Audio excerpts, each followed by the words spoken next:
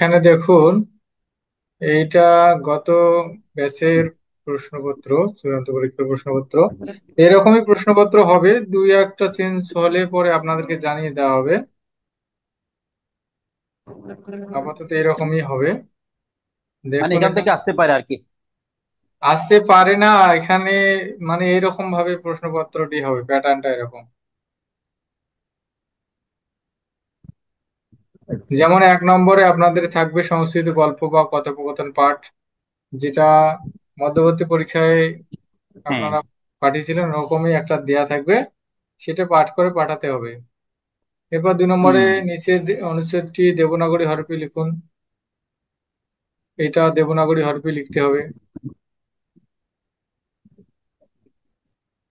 নিচের যেটা একটা অনুচ্ছেদ দেয়া থাকবে, অনুচ্ছেদ থাকুক বা বাক্য থাকুক, যেটাই দেয়া থাকবে, এটা বাংলা হরফে দেয়া থাকবে, সংস্কৃত ভাষা বাংলা হ্যাঁ, হরফে দেয়া থাকবে, সেটাকে দেবনাগরী হরফে তাই তো। লিখতে হবে। তারপর 3 নম্বর সঠিক উত্তর। এখানে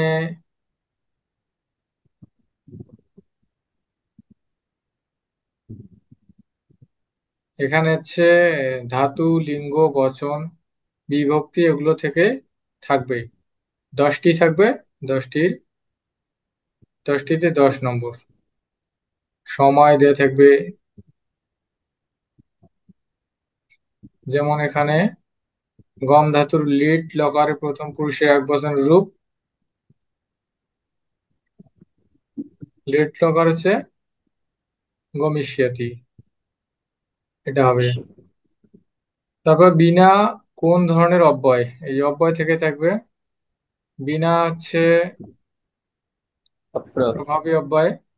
নিচের কোনটি, এখানে দেওয়া আছে 39 এর বাংলা অনুবাদ কোনটি, এটা বাংলা অনুবাদ। অর্থাৎ হচ্ছে বর্ণমালা থেকে শুরু করে সবগুলোই থাকবে এই সঠিক উত্তরে। বর্ণমালা, ধাতু, বচন, লিঙ্গ, সময়, অব্যয়, বিশেষ্য, বিশেষণ সবই থাকবে। তারপর এখানে দেওয়া আছে বালিকা হসতি, এইটা এখানে বিশেষণ আছে, কি হবে? সুন্দরাহা, সুন্দরা, সুন্দরী, সুন্দরা, যেহেতু বালিকা আছে এখানে সুন্দরী হবে, সুন্দরী সুন্দরী। বালিকা হসতি। তারপর দেশে খাদ ধাতুর তবুতু প্রত্যয়ান্ত রূপ কোনটি? নপুংসকলিঙ্গ একবচনে। খাদ ধাতুর নপুংসকলিঙ্গ একবচনে তবুতু প্রত্যয়ান্ত রূপ বের করতে হবে। এখানে খাদিতবাদ, খাদিতবতী, খাদিতবন্তাহা, খাদিতবত্যহা। খাদিতবদটা হচ্ছে উত্তর। খাদ ধাতু থেকে, খাদ ধাতুতে যদি আমরা তবুতু প্রত্যয় প্রয়োগ করি এবং সেটা নপুংসক লিঙ্গে, তখন একবচনে হয় খাদিতবাদ। আর এই খাদিতবতীটা হচ্ছে স্ত্রীলিঙ্গে একবচনে। খাদিতবন্তাহা হচ্ছে পুংলিঙ্গে বহুবচনে। খাদিতবত্যহা স্ত্রীলিঙ্গে বহুবচনে। তারপর দেশে বন শব্দটি কোন লিঙ্গ শব্দ? এটা হচ্ছে স্ত্রীলিঙ্গ শব্দ, দুঃখিত, নপুংসক লিঙ্গ, ফল শব্দের মতো করে। ভালো। তারপর সময় থেকে দেয়া আছে ছবিতে প্রদত্ত ঘড়িটি কোন সময় নির্দেশ করছে। এখানে দেখুন কটা বাজে, 9টা 15 মিনিট। 15। হুম। আপনাদের সময় পড়ানো হয়েছে তো নাকি? হ্যাঁ। সময় পড়ানো হয়েছে? সমাজ পড়ানো হয়নি তো। সময় সময় পড়ানো হয়েছে মনে হয়। হ্যাঁ, পড়ানো হয়েছে, একটা গল্প পড়ানো হয়েছিল, সেখানে শেখানো হয়েছিল। আচ্ছা, তাহলে ও তো হয়ে গেল। গল্পতে একটু বলছে আর কি, হ্যাঁ। গল্পতে একটু। সময় হচ্ছে যেমন হচ্ছে দিনের নাম, তারপর হচ্ছে ঘড়ির সময়, এগুলো। তো এখানে বাজে হচ্ছে 9টা 15 মিনিট। যখন আমরা সোয়া বলি তখন কি বলি? সপাদ। তো এটা হবে সপাদ নববাদনম। সার্ধ নববাদনম হচ্ছে 9:30। পাদন ত্রিবাদনম অর্থাৎ 3:45। সপাদ নববাদনম সোয়া 9টা, সপাদ ত্রিবাদনম সোয়া 3টা। এখানে দেখা যাচ্ছে যে সোয়া 9টা বাজে, তাই এটা হবে সপাদ নববাদনম। হ্যাঁ। তারপর স্থান কাল সময় নির্দেশ করলে সাধারণত কোন বিভক্তি হয়, এটা আমরা জানি, সপ্তমী বিভক্তি অধিকরণে। তারপর হচ্ছে নিচের কোনটি দীর্ঘ স্বর? দীর্ঘ স্বর হচ্ছে ও। এই তিনটা হচ্ছে, ও। এটা যুক্ত খ, মানে যুক্ত অক্ষর। এটা ব্যঞ্জন, ব্যঞ্জন সবসময় হ্রস্ব। আর এই যে হ্রস্ব উ, স্বর হ্রস্ব। আর ওটা হচ্ছে দীর্ঘ স্বর। তারপর এখানে বলছে হয় ম, কোন কোন বর্ণ যুক্ত হয়ে গঠিত হয়েছে? এখানে কি কি আছে? এই অক্ষরটা যুক্ত অক্ষরে হ এবং ম আছে। হ আর ম। এটা 3 নম্বরটা। তো এটা আর কি। এরপর 4 নম্বরে দেয়া আছে নিচের দাগাঙ্কিত শব্দগুলো বিশ্লেষণ করুন। যে কোনো 5টি, একটা মনে করেন অনুচ্ছেদ, গল্পের একটা অংশ, কথোপকথনের অংশ, অথবা কিছু বাক্য দেয়া থাকলো, সেখানে কিছু শব্দ দাগাঙ্কিত করা থাকলো, মানে আন্ডারলাইন করা থাকলো, সেই শব্দগুলো বিশ্লেষণ করতে হবে। অর্থাৎ সেটা কোন ধরনের, মানে কোন শব্দ থেকে এসেছে, সেখানে কোন বিভক্তির প্রয়োগ হয়েছে, কোন বচনে আছে, কোন লিঙ্গে আছে, হ্যাঁ, এটা। যেমন এখানে দেখুন, আচ্ছা এইটাতে উত্তর দেয়া নেই, উত্তর দেয়া থাকলে বোঝানো যেত। আমি অষ্টম ব্যাচেরটা শেয়ার করি।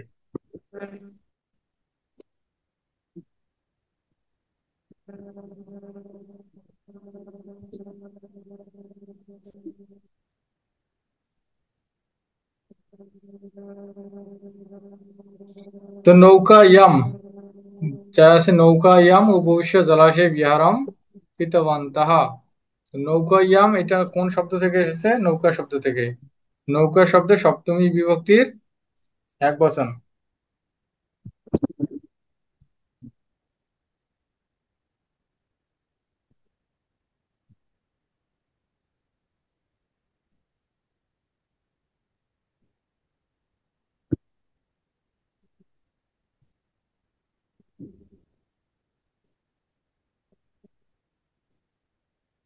আমি অষ্টম ব্যাচেরটা শেয়ার করতেছি।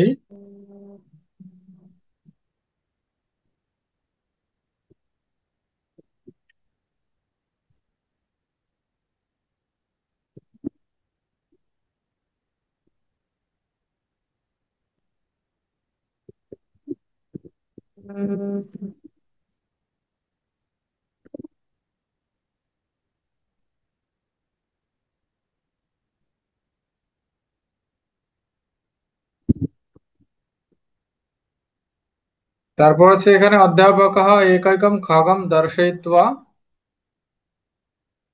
ইন্টারনেট,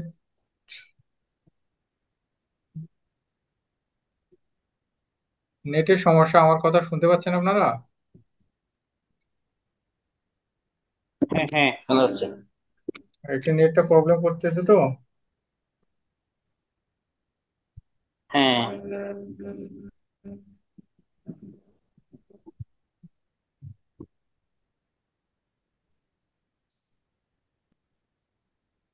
এরপর কি আছে এখানে? হংসাহা। এই হংসাহা কোন শব্দ থেকে এসেছে, কোন বিভক্তিতে কোন বচন হয়েছে? হংস শব্দ থেকে হংসাহা হয়েছে পুংলিঙ্গ, প্রথমা বিভক্তির বহু বচন।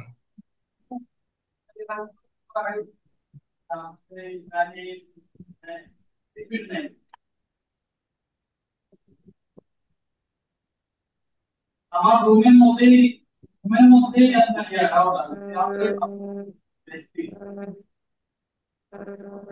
এটা শো হতে পারে না, শো হচ্ছে না।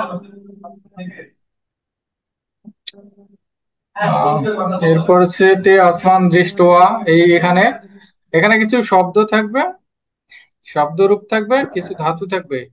ধাতুটাতে আপনার কোন বিভক্তি কোন বচনে আছে হুম। সেটা নির্ণয় করতে হবে। আর শব্দটাও একই রকম ভাবে, যেমন এখানে দৃষ্ট আছে, তো এটা হচ্ছে দৃশ ধাতুতে তোয়া প্রত্যয় যুক্ত হয়েছে। ইস। হ্যাঁ, ইস। আচ্ছা 1 মিনিট, এই আমার নেটে এত সমস্যা যে যাচ্ছি না।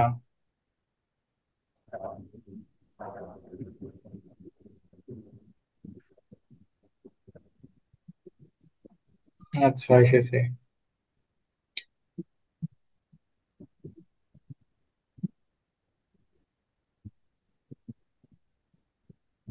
এখানে দেখুন, এইটা দেখতে পাচ্ছেন? হ্যাঁ।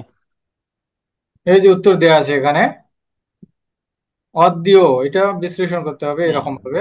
দেখুন উত্তর দেওয়া আছে, একটি অদ্বিতীয় একটি অপ্রভাবী অব্যয় যার অর্থ আজ।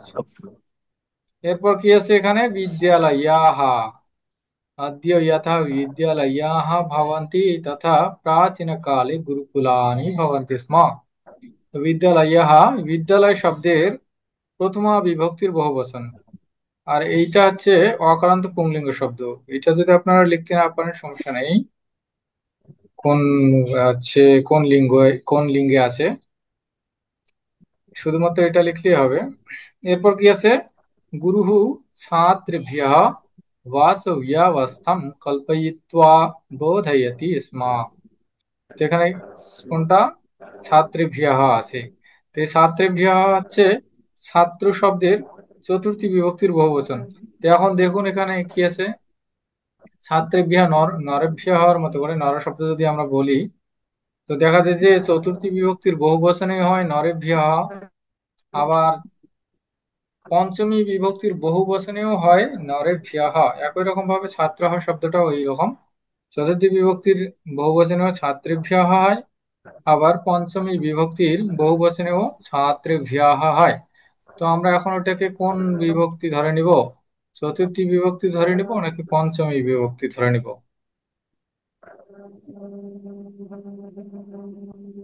এখন এখানে আপনাদের ব্যবহার থেকে বুঝতে হবে এটাতে। যেমন এখানে গুরু ছাত্রেভ্যঃ বাসু ব্যবস্থাম কল্পয়িত্বা বোধয়তি স্ম। তো দেখা যাচ্ছে এখানে বলা হয়েছে যে ছাত্রদের জন্য, নিমিত্ত জন্য বোঝালে সেখানে চতুর্থী বিভক্তি হয়, ছাত্রদের জন্য বাস ব্যবস্থা করতেন, থাকার ব্যবস্থা করতেন। তো এখানে এই জন্য চতুর্থী বিভক্তি হয়েছে, ছাত্র শব্দের চতুর্থী বিভক্তির বহুবচন। আর এইটা হচ্ছে অকারান্ত পুংলিঙ্গ শব্দ, ছাত্র শব্দটা, ছাত্রা।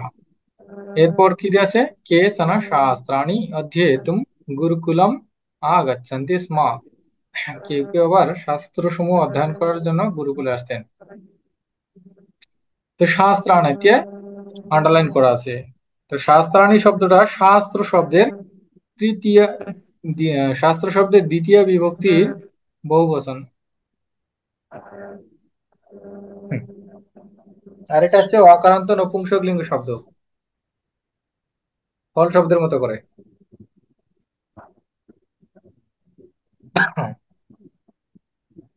এখন এটা দেখুন, আহ বলছে যে দ্বিতীয় বিভক্তি। তো আমরা জানি ফল শব্দের প্রথমা বিভক্তির বহুবচনও ফলানি, আবার দ্বিতীয় বিভক্তির বহুবচনও ফলানি। একই রকম ভাবে শাস্ত্র শব্দটা যেহেতু নপুংসকলিঙ্গ, এটার প্রথমা বিভক্তির বহুবচনও শাস্ত্রাণী, আবার দ্বিতীয় বিভক্তির বহুবচনও শাস্ত্রাণী। শাস্ত্রম শাস্ত্রে শাস্ত্রাণী। তো এখন আমরা এটাকে দ্বিতীয় বিভক্তি ধরবো নাকি প্রথমা বিভক্তি ধরবো? তো এটা আমাদের এখানে দেখতে হবে যে বাক্যে কি হিসেবে ব্যবহার করেছে। যেমন হচ্ছে কেসনে শাস্ত্রাণী অধ্যেতম গুরুকুলম, কি অধ্যয়ন করে, শাস্ত্র অধ্যয়ন করে। শাস্ত্র। তো দেখা যাচ্ছে এটা কর্ম হিসেবে ব্যবহৃত হয়েছে, কর্ম হলে সেখানে দ্বিতীয় বিভক্তি হয়, এই জন্য এটা দ্বিতীয় বিভক্তি। তো শাস্ত্র শব্দের দ্বিতীয় বিভক্তির বহুবচন। আর এরপর দেওয়া আছে এখানে আগচ্ছন্তি স্ম। এটা দেখতে হবে যে কোন ধাতু থেকে এসেছে এবং এটাতে কি প্রয়োগ হয়েছে। তো এটা হচ্ছে গম ধাতু থেকে গচ্ছন্তি হয়, তার পূর্বে আ উপসর্গ আছে। হ্যাঁ, তো এখানে দেখুন কি লেখা আছে, আ উপসর্গ পূর্বক গম ধাতুর লট লকারে প্রথম পুরুষের বহুবচন। যদি আমরা আটা বাদ দিই, দেখা যাচ্ছে গম ধাতুতে লট লকার প্রথম পুরুষের বহুবচনে গচ্ছন্তি হয়, আর আটা বসিয়ে দিলেই হচ্ছে আগচ্ছন্তি। এরপর আছে পুনঃ কেচন শস্ত্র কৌশলম প্রাপ্তুম কেচন বৈদ্যাः ভবিতুম বেদান্ত গ্রন্থান পঠিতুম চ আগচ্ছন্তি স্ম। তারপর এখানে দেখুন, এটা একটা ধাতু থেকে এসেছে, ভবিতুম। এটা কোন ধাতুতে কোন বিভক্তি বা কোন প্রত্যয়ের প্রয়োগ হয়েছে সেটা লিখতে হবে। দেয়া আছে এখানে ভূ ধাতুতে তুমুল প্রত্যয়ান্ত রূপ। ভূ ধাতুর তুমুল প্রত্যয়ান্ত রূপ। তো ভূ ধাতুতে যদি আমরা তুমুল প্রত্যয় প্রয়োগ করি তখন হয় ভবিতুম। কেচন বৈদ্যাः ভবিতুম বেদান্ত গ্রন্থান পঠিতুম চ আগচ্ছন্তি স্ম। কেউ কেউ আবার হচ্ছে চিকিৎসক মানে বৈদ্য, ডাক্তার হওয়ার জন্য বেদান্ত এবং সে বেদান্ত গ্রন্থ সমূহ পাঠ করার জন্য আসতেন। এরপর হচ্ছে ইয়া ইয়াত প্রাপ্তিমিচ্ছতি তদ দদাতি স্ম গুরুহু। যে যে যে যা প্রাপ্ত করতে ইচ্ছা করতেন, আহ গুরু তাই দিতেন। এখানে তৎ শব্দটা কোন শব্দ থেকে এসেছে এবং কি হিসেবে ব্যবহৃত আছে? তো এখানে বলা হয়েছে তৎ শব্দের দ্বিতীয় বিভক্তির একবচন অকারান্ত নপুংসক লিঙ্গ শব্দ।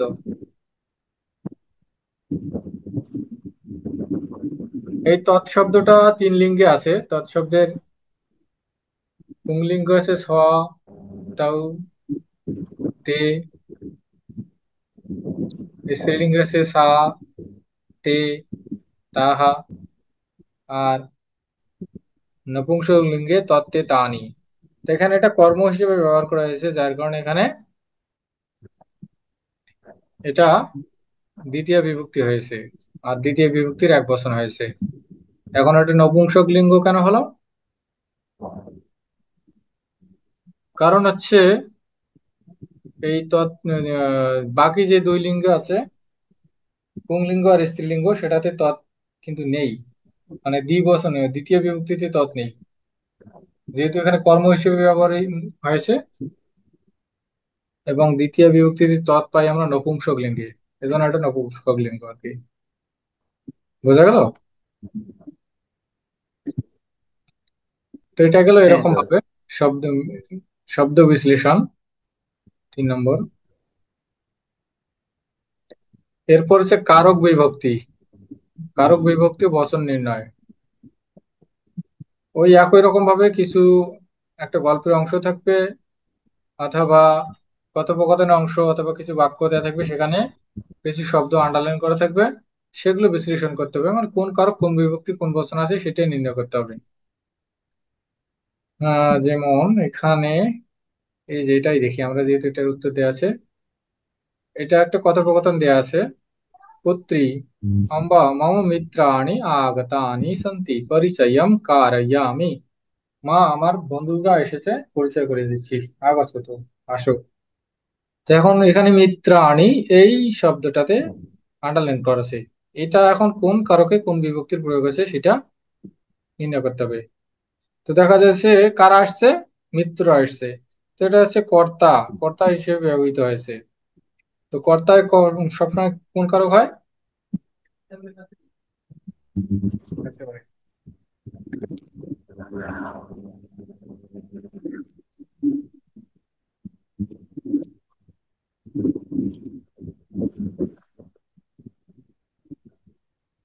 কর্তা সবসময় প্রথমা বিভক্তি হয়, যার কারণে এখানে প্রথমা বিভক্তি। আর এখানে মিত্র শব্দটা নপুংসক লিঙ্গ, ফল শব্দের মতো করে বহুবচন মিত্রাণী। এইটা কর্তৃকারকে প্রথমা বিভক্তির বহুবচন।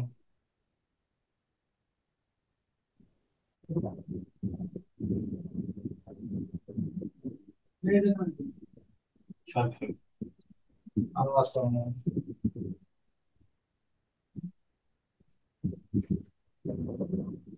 তারপর এখানে আরেকটা দিয়েছে সৎসার্বিক ভ্যাহ নমস্কার মা তাহা গতপতি। বলছে যে আসো, সার্বে ভ্যাহ নমস্কার, সবাইকে নমস্কার। তো এখানে কোন বিভক্তি, মানে কোন কারকে কোন বিভক্তি আছে? আমরা জানি নমস্কারের এখানে চতুর্থী বিভক্তি হয় নম নম ধাতুর প্রয়োগে। এই সর্ব শব্দে চতুর্থী বিভক্তির প্রয়োগ হয়েছে বহু বচন। আর চতুর্থী বিভক্তি কখন হয়? সম্প্রদান কারকে। তো যার কারণে এখানে সম্প্রদান কারকে চতুর্থী বিভক্তির বহু বচন হয়েছে। কথা শোনা যাচ্ছে আমার?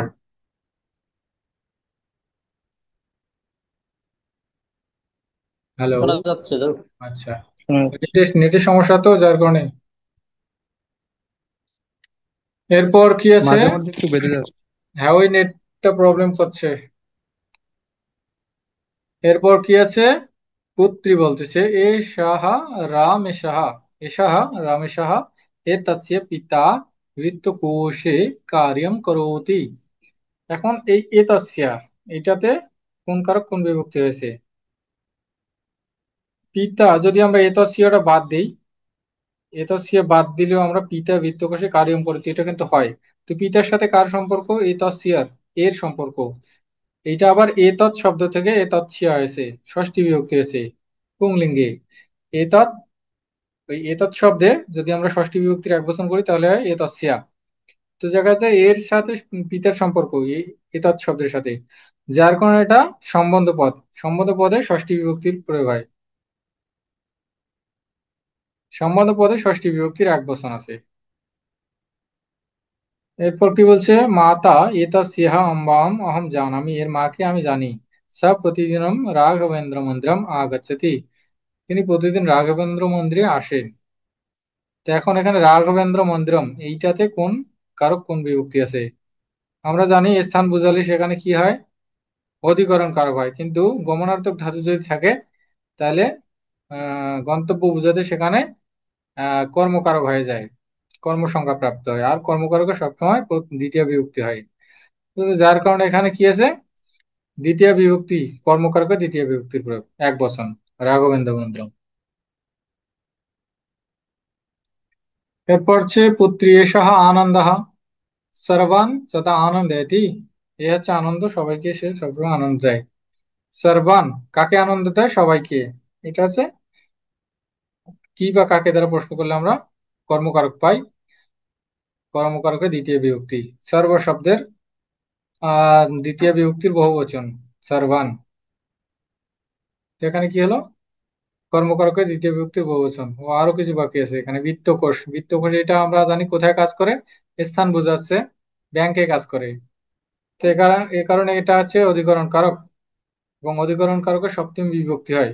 এখানে এক বচন আছে, বিত্তকোষ থেকে বিত্তকোষে, নর শব্দ থেকে নরে যেরকম হয় সেরকম ভাবে সপ্তমী বিভক্তির, অর্থাৎ হচ্ছে অধিকরণ কারকের সপ্তমী বিভক্তির এক বচন।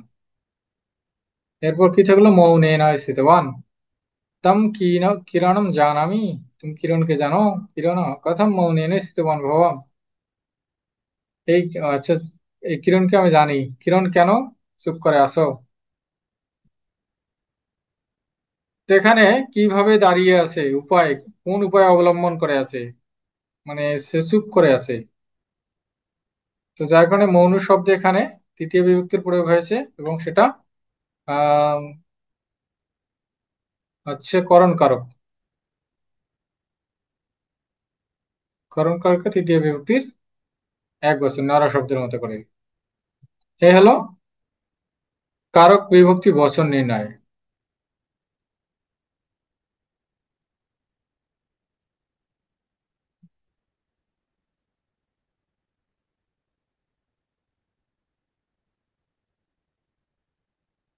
এটা ওই একই রকম, এটা এগুলো।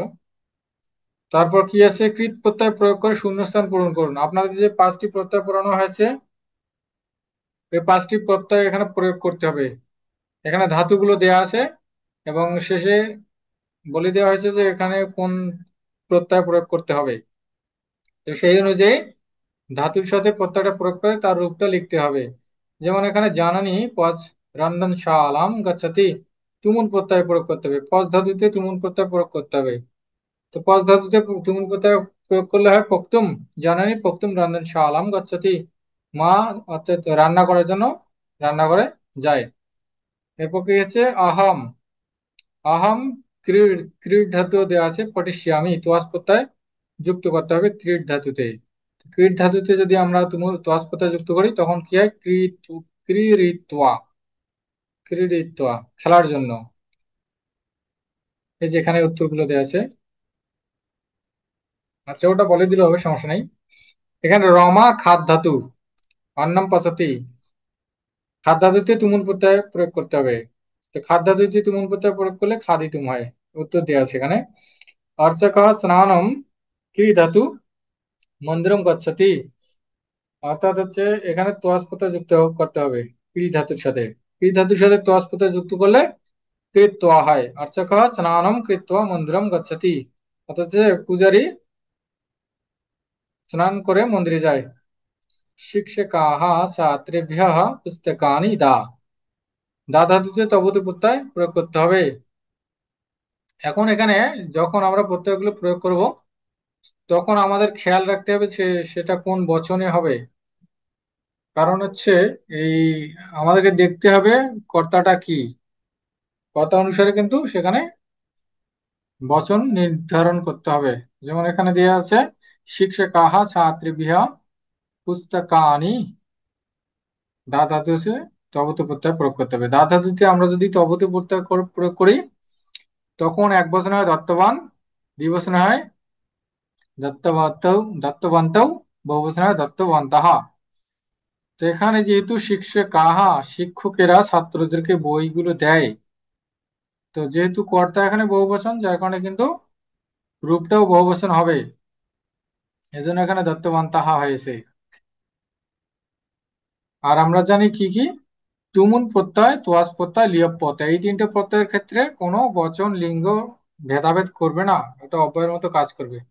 যেমন এই খাদিতুমটা সব লিঙ্গ বচনে একই রকম হবে, কর্তা যেই বচনে থাকুক যেই লিঙ্গে থাকুক, হ্যাঁ, তখন এই খাদিতুমই হবে।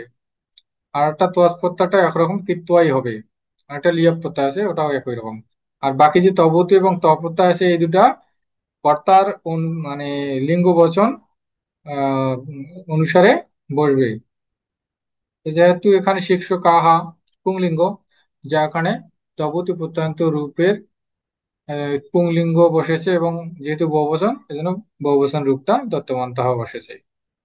এরপর দেখা আছে শিশু পিতরম প্র ধাতু, প্র উপসর্গ পূর্বক নম ধাতু আগাচ্ছতি, লিয়প প্রত্যয় প্রয়োগ করতে হবে। আমরা জানি যে কখন আমরা লিয়প প্রত্যয় প্রয়োগ করব, যখন ধাতুর পূর্বে উপসর্গ থাকবে। তো নম ধাতুর পূর্বে উপসর্গ আছে ন প্র, এটাতে লিয়প প্রত্যয় প্রয়োগ করতে হবে। শিশু পিতরম প্রণম্য আগাচ্ছতি,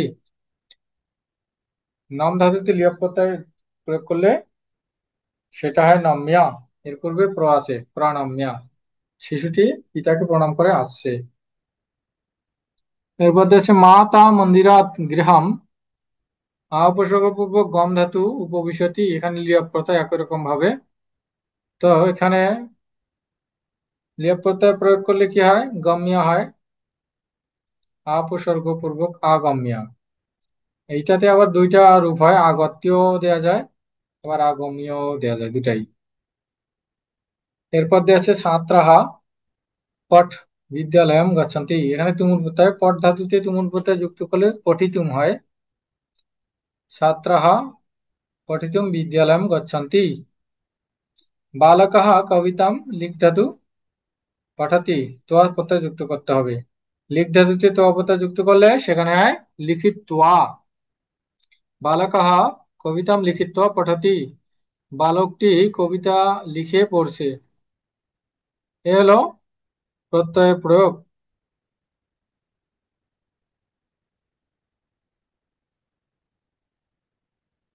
বোঝা গেল?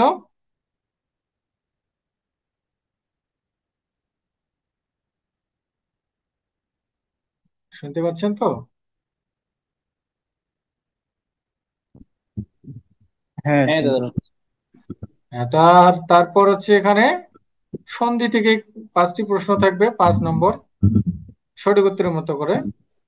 সন্ধিতে যেগুলো আপনাদেরকে পড়ানো হয়েছে, যেমন এখানে আছে সন্ধি কত প্রকার, সন্ধি 3 প্রকার, নিচের কোনটি বিসর্গ সন্ধির উদাহরণ, তারপর আছে সদা এর সাথে কি যোগ করলে সদাইব হয়, ব্যঞ্জন সন্ধির অপর নাম কি, পো অন এটা কি হয়, এর রূপটা কি হয়, উল্লিখিত শব্দ সন্ধি বিচ্ছেদ করলে কোনটা হয়, এটা এরকম প্রশ্ন দেওয়া থাকবে, আপনাকে লিখতে হবে। এরপর 8 নম্বরে দেওয়া থাকবে বাংলায় অনুবাদ করুন। এখানেও একই রকম বাক্য দেওয়া থাকবে, 5টি বাক্য অথবা কথোপকথনের অংশ অথবা গল্পের অংশ, সেটা এখানে সম্পূর্ণ সংস্কৃতি থাকবে দেবনাগরী হরফে, সেটা বাংলায় লিখতে হবে। যেমন এখানে গৃহস্থহা, গৃহস্থহা বলতেছে वेङ्कटेशः इति नाम श्रुतवान्, तस्य गृहसङ्ख्यां वदतु।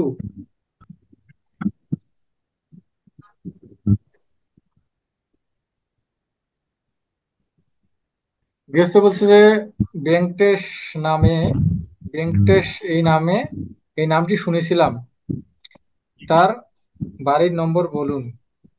कार्यकर्ता, अहम वेंकटेशम जानामि, तस्य गृहसंख्यां,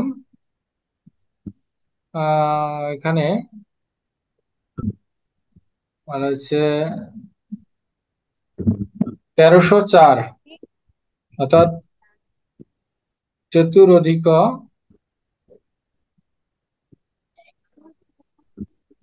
त्रयोदश शतम् अस्ति, तस्य गृहम् इतः बहु समीपे अस्ति, তার বাড়ি এই খুব কাছেই, এখান থেকে খুব কাছেই। এরপর হচ্ছে সংস্কৃত অনুবাদ করতে হবে, সম্পূর্ণ বাংলা দেওয়া থাকবে, এটাকে সংস্কৃত অনুবাদ করতে হবে। আমাদের বিদ্যালয় খুব সুন্দর, अस्माकं विद्यालयम् अतीव सुन्दरः अस्ति। শিক্ষক ছাত্রদের পড়াচ্ছেন, শিক্ষকাः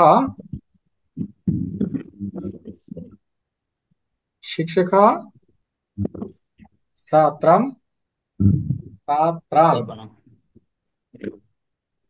পাঠয়তি। তুমি একটি গান গাও, त्वम् एकं गीतं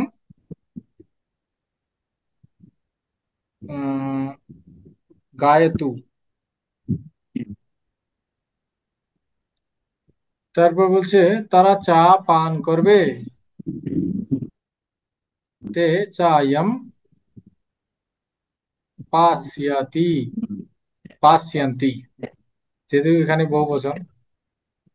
রমেশ এবং মহেশ কলকাতা গিয়েছিল, রমেশः মহেশः চ কলিকাতায়াম আগচ্ছতः, আগচ্ছতাম গিয়েছিল। দাতামন, আমরা অল্প সংস্কৃত জানি, বয়ম স্বল্পম সংস্কৃতম জানিবাহ।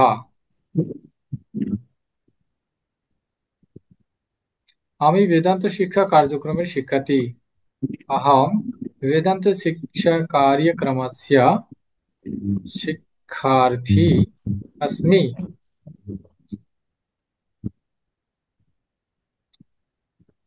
এ হলো আমাদের প্রশ্ন প্যাটার্ন। তো বোঝা গেল কি কি থাকবে। চার দাগ, চার দাগটা একটু বুঝতে পারিনি আর কি, দেরিতে কোনটা? আসছে তো।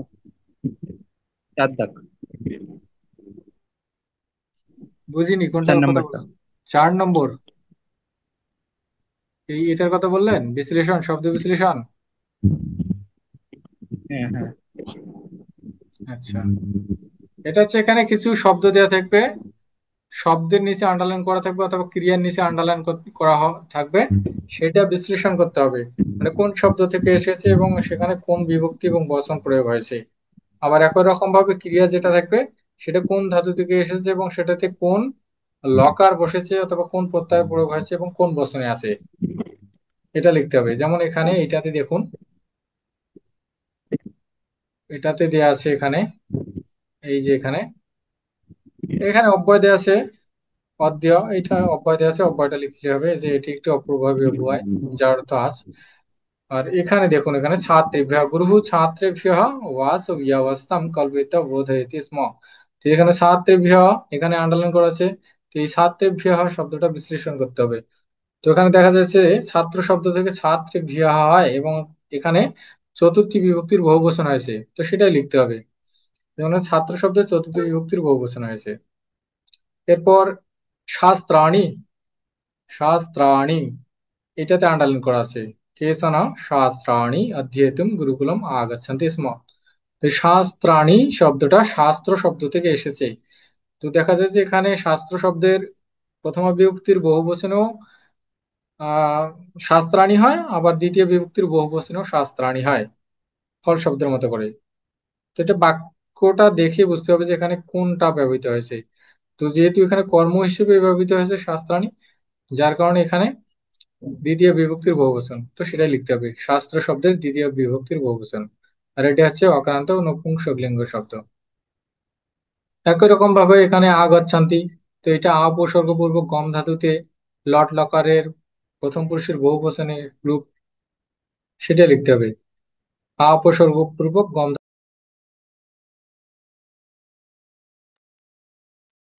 আগচ্ছান্তি হচ্ছে উপসর্গ পূর্বক গম ধাতুর লট লকার প্রথম পুরুষ বহুবচন। এরপর হচ্ছে ভবিতুম আছে, এটাতে এটা আছে দেখতে হবে এখানে ভূ ধাতু থেকে ভবিতুম হয়েছে, ভূ ধাতুতে তুমুল প্রত্যয় প্রয়োগ করলে ভবিতুম হয়। দেয়া আছে ভূ ধাতু তুমুল প্রত্যয়ান্ত রূপ। এরপর দেয়া আছে তৎ, তৎ শব্দটা এখানে এটা নপুংসক লিঙ্গ। তৎ শব্দের তিনটা রূপ আছে, একটা পুংলিঙ্গ, একটা স্ত্রীলিঙ্গ, আর একটা নপুংসক লিঙ্গ। তো এটা এখানে নপুংসক লিঙ্গ, যা কারণ হচ্ছে এখানে এই তৎটা এখানে কর্ম হিসেবে ব্যবহৃত হয়েছে। তো কর্ম হিসেবে যখন ব্যবহৃত হয় সেখানে দ্বিতীয় বিভক্তি হয়। আর তৎশব্দের নপুংসক লিঙ্গের দ্বিতীয় বিভক্তির এক বচনটা হচ্ছে তৎ, তত্ত্বে তানি, তত্ত্বে তানি। এই হলো শব্দ বিশ্লেষণ। বুঝতে পারলেন? হ্যাঁ, বুঝতে পারছি, কিন্তু একটু কঠিন আছে। হ্যাঁ, একটু কঠিন আছে।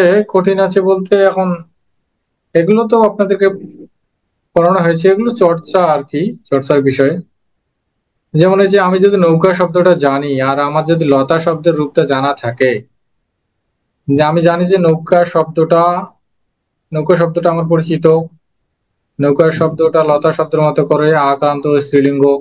তো লতা শব্দের সপ্তমী বিভক্তিতে হয় লতা ইয়াম, তো নৌকা শব্দেও সপ্তমী বিভক্তির এক বচনে নৌকা ইয়াম, এটা আমরা লিখতে লিখতে পারবো। আর এখন এখানে দেখুন হংসা হা আছে, তো আমি হংস শব্দটা জানি, হংস শব্দটা নর শব্দের মতো করে পুংলিঙ্গ। তো নর শব্দের প্রথমা বিভক্তির বহুবচনে হয় নারাহা, একই রকম ভাবে হংসা হা হয়েছে। আবার এই যে দৃষ্টয়া, এইটা যদি আমার জানা থাকে এটা কোনটা থেকে আসছে, মানে দৃশ ধাতুতে আমি যদি তোয়া প্রত্যয় যুক্ত করি দৃষ্টয়া হয়, জানা থাকলে লিখতে পারবো। আবার এখানে দেওয়া আছে কেসানা, কেসানা শব্দটা অব্যয় শব্দ, অপ্রভাবী অব্যয়। প্রাপ্য, প্রাপ্য আছে। প্র ধাতু, প্র উপসর্গ পূর্বক আপ ধাতুতে লিয়া প্রত্যয় যুক্ত হয় প্রাপ্য হয়। কৃতবাত্য আছে। ক্রি উপসর্গ, দুঃখিত, ক্রি ধাতুতে তপতি প্রত্যয় স্ত্রীলিঙ্গে বহুবচন কৃতবাত্য, কৃতবতী, কৃতবত্যৌ, কৃতবত্যাহ। তো এগুলো আর কি আপনাদেরকে জানতে হবে।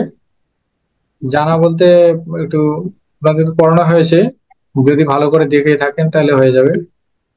আর আপনাদের এগুলো ধাতু দেয়া থাকবে, মানে কিছু কিছু ধাতু আর শব্দ আপনাদেরকে দেয়া হবে, যেগুলো থেকে প্রশ্ন হবে আর কি। তো প্রশ্ন প্যাটার্নটি বোঝা গেল তো। প্রথমে একটা গল্প বা সংস্কৃত সংস্কৃত সংস্কৃত গল্প বা কথোপকথন, এটা আপনাকে পাঠ করে পাঠাতে হবে, রেকর্ড করে। এরপর দেবনাগরী হরফে লিখতে হবে। এরপর আছে সঠিক উত্তর, এটা আপনার বর্ণমালা উচ্চারণ, যুক্ত বর্ণ, হ্যাঁ, হ্রস্বস্বর, দীর্ঘস্বর, পুরুষ বচন, লিঙ্গ, অব্যয়, বিশেষ্য বিশেষণ সম্বন্ধ, এগুলো থেকে থাকবে। সময় আছে, সময়, কাল, বারের নাম, এগুলো থেকে থাকবে। এরপর থাকলো আপনার শব্দ বিশ্লেষণ, এরপর কারক বিভক্তি নির্ণয়, কারক বিভক্তি বচন নির্ণয়, এরপর হচ্ছে প্রত্যয়ের প্রয়োগ, তারপর সন্ধি, তারপর হচ্ছে অনুবাদ, বাংলা একটা অনুবাদ আর একটা সংস্কৃত অনুবাদ। দুটা। এই হলো প্রশ্ন প্যাটার্ন। এখন এখন হচ্ছে প্রশ্ন প্যাটার্ন কি যদি বোঝা হয়ে থাকে, এখন আপনারা বলুন যে কোনটি আপনাদের কাছে কঠিন লাগছে সবচেয়ে। সবগুলো রিভিশন দিতে হবে এখন। আগামী ক্লাসে কোনটার উপর মানে গুরুত্ব দেব আমরা?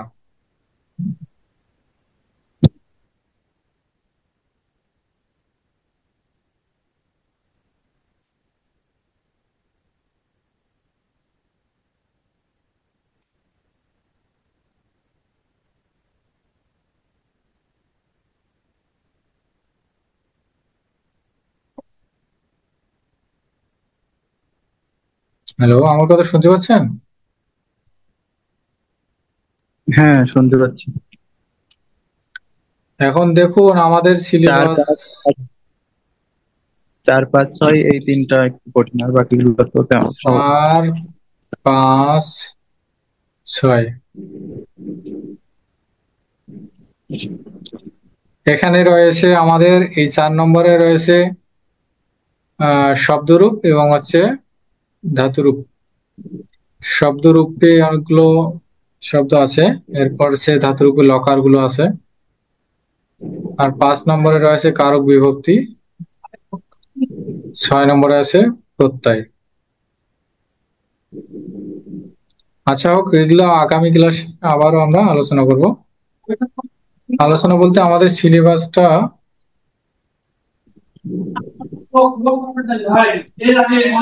আচ্ছা, আমাদের কিছু হলো শব্দ দিয়ে দেবেন না?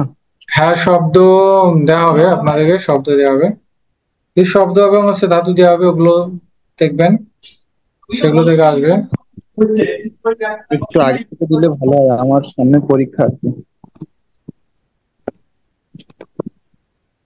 আমার 1 তারিখ থেকেই পরীক্ষা শুরু। সমস্যা নেই, আপনি আপনার পরীক্ষার প্রস্তুতি নিন, এটার উপর আপনার শিখলেই হলো। পরীক্ষা তো অত বড় বিষয় নয়। আপনি যা জেনেছেন তাই, এখন নতুন করে তো আর ওইভাবে শিখতে পারবেন না।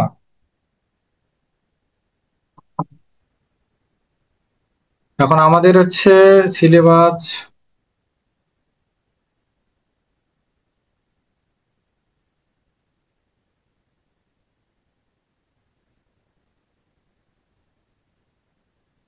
আচ্ছা, সিলেবাসটা আগামী ক্লাসে আমি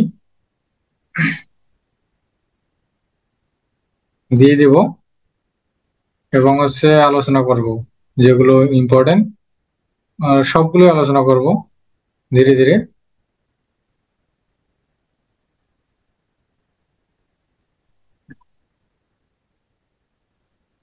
তো প্রথমে আমাদের থাকতেছে আহ বর্ণমালা এবং উচ্চারণ। বর্ণমালা মধ্যে স্বরবর্ণ, ব্যঞ্জন বর্ণ আর যুক্ত বর্ণ আছে, এর সাথে উচ্চারণ। তারপর থাকতেছে পুরুষ বচন লিঙ্গ, এই তিনটা গেল। পুরুষ বচন লিঙ্গ গেলে তারপর হচ্ছে আমাদের শব্দরূপ, ধাতুরূপ, অব্যয়, বিশেষ্য বিশেষণ সম্বন্ধ। তারপর কথা বোঝা যাচ্ছে না। নেটের সমস্যা তো। আচ্ছা হোক, ক্লাস আজকে শেষ করে দিচ্ছি। আগামী ক্লাসে আমি সিলেবাসটাও দিয়ে দেবো এবং ওই ধারাবাহিক অনুযায়ী আমি আলোচনা করব। ঠিক আছে? ঠিক আছে। ঠিক আছে। তাহলে কোন বিষয়টার উপর আলোচনা করবেন একটু বললেই তো, দেখলে ভালো হতো মনে হয়। আচ্ছা, এখন হচ্ছে আমাদের বর্ণমালা আর উচ্চারণ, পুরুষ বচন লিঙ্গ, এগুলো সহজ, এগুলো 5 মিনিট আলোচনা করলে হয়ে যাবে। তারপর থাকতেছে আমাদের এখানে আহ ধাতুরূপ আর এবং হচ্ছে শব্দরূপ, এইটা আলোচনা করব।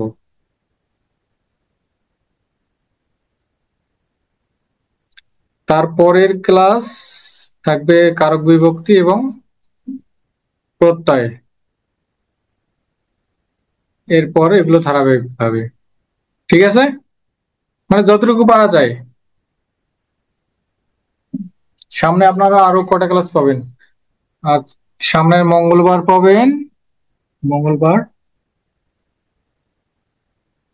আর আবার হচ্ছে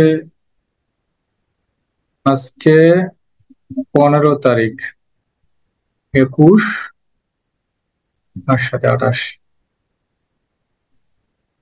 দুইটা, তিনটা, আর 3টা ক্লাস হবে। 3টা ক্লাসে যতটুকু পারা যায় আর কি সম্পূর্ণ কভার করে দেওয়ার চেষ্টা করা হবে। ঠিক আছে।